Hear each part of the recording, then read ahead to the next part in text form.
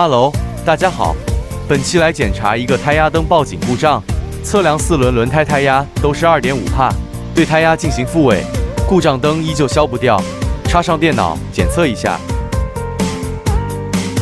M88 轮胎压力监测系统报 C59916 轮胎压力传感器的蓄电池存在功能故障和 U116509与轮胎压力传感器自通信故障，实际值显示右前和右后电池电压低。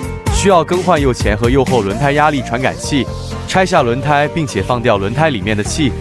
轮胎压力传感器的电池是被焊死在里面的，重新切开焊芯的话费时费力，适配的电池也不好买，还没有原厂压焊的牢固和密封，加上它本身也没多贵，所以一般都是换一整个，扒掉一侧轮胎。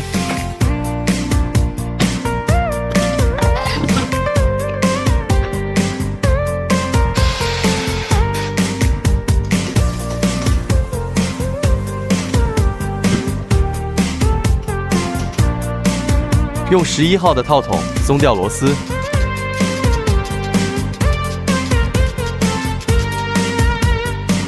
拿出胎压传感器，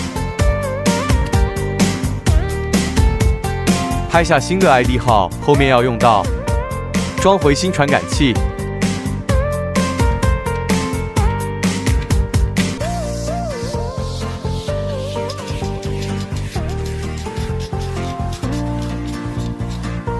打上气，顺便检查一下漏不漏气。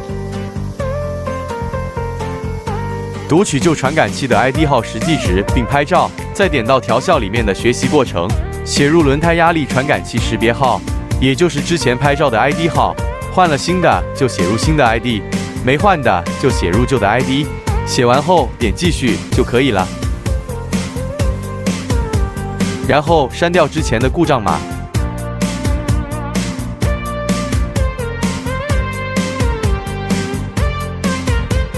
删掉故障码后，胎压灯故障灯就灭了。再上路试车跑出胎压压力数值就好了。关注修修，刷刷视频，顺顺利利把车修。感谢观看。